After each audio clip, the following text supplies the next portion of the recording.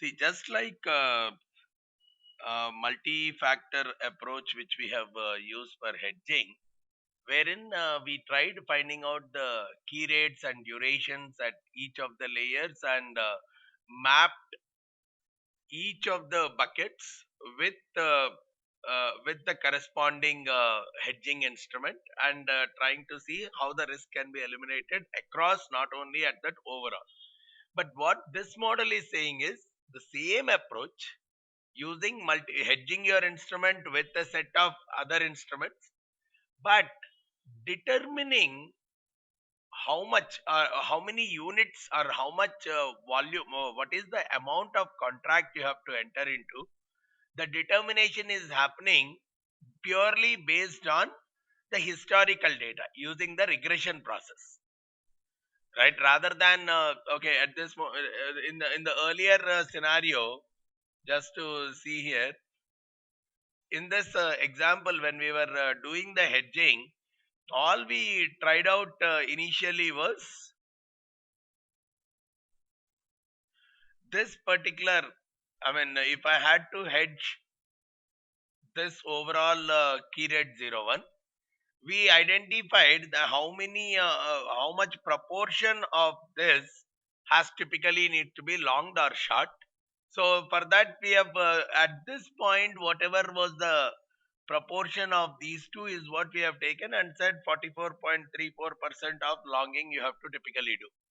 But what this model is saying is overall, overall historically, what are the yields associated with your hedging instrument, and what are the corresponding yields associated with the instrument with which the portfolio which needs to be hedged.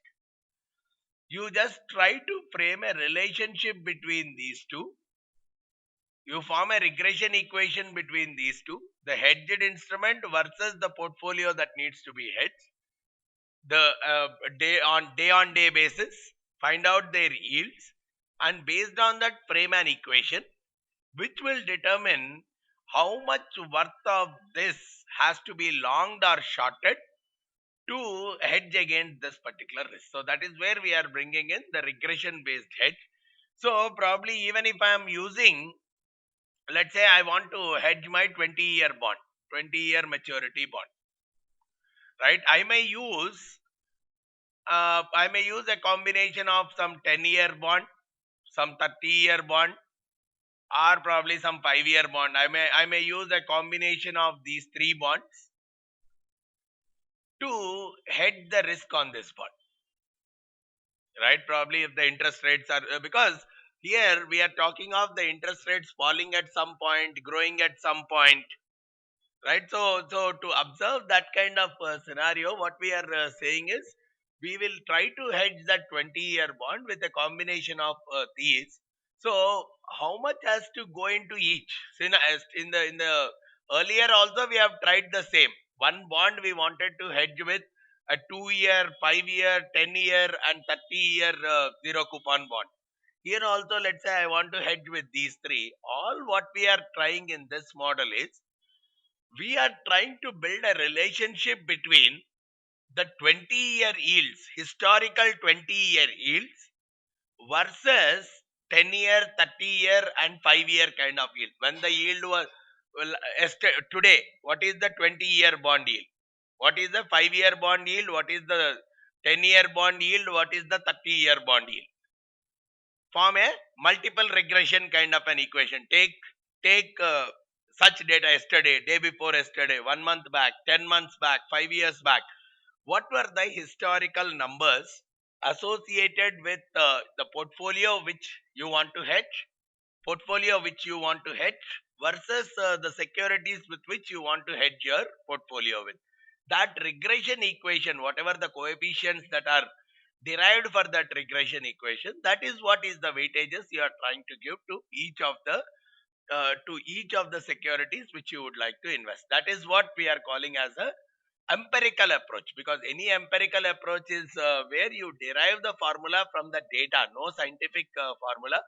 By observing the various historical data, we are trying to draw the relationships between the left hand side and the right hand side. Because when we observed the DV01 position, we want it was typically talking of that all the yields will move parallelly itself, whether we are using the bond or portfolio which we want to hedge versus the instrument with which we are trying to hedge.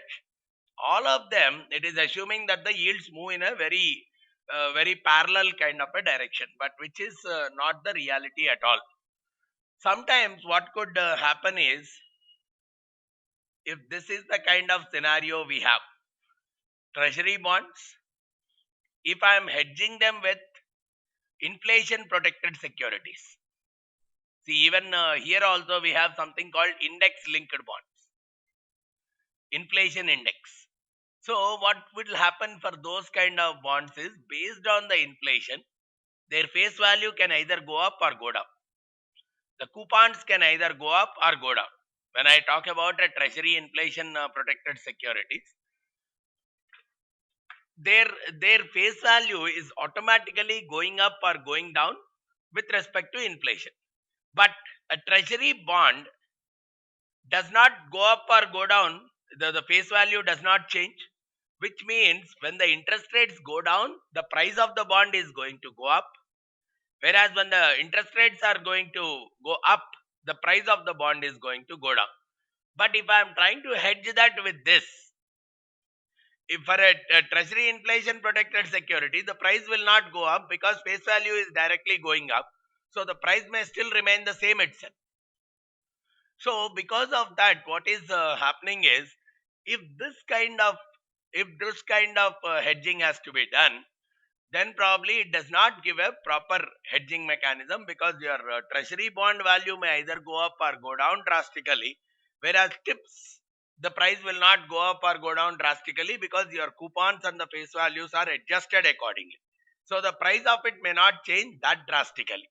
So that is where we are saying, what we can very well do when I have to do those kind of models is, you find out what is the change in the real yield versus the change in the nominal yield. So probably every month or every day, take what is the change in the real yield. Real yield is after removing the inflation factor, versus what is the change in the nominal yield. I can very well capture the data for long periods of time, build a regression model. So this is a change in real yield from last month to this month. This is a change in the nominal yield. So probably it could very well happen that last month the nominal yield is 8%, this month 9%. Whereas when I talk about the real yield, probably this could have been 2%. This also could have been 2%. Which means probably last month the inflation would have been around 6%. This month the inflation would have been around 7%. Because of that, the nominal yield is still increasing, but the real yield is not increasing. But if I am using tips, which is an inflation protected security, its interest rates will move like this, right? It is because it takes care of inflation. It takes care of inflation. So the real movement in the interest rate for it is only like this. Whereas your treasury bond, the movement is like this. Now these two are not a perfect hedge.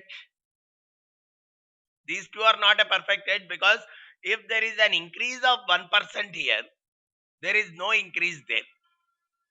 So now what we are saying is, if at all I have to use a security Y as a hedge instrument for security X, I will have to look at not just on their nominal terms, I also have to look at on their real terms, because it may very well happen that one of them is more moving with respect to the real term, because one of them is impacted by inflation very heavily, the other is not that heavily impacted by inflation. Even if I look at a 5-year security versus a 10-year security, it may very much be possible that because of inflation, The 5-year security is getting impacted very drastically, but the 10-year security may not be impacted drastically.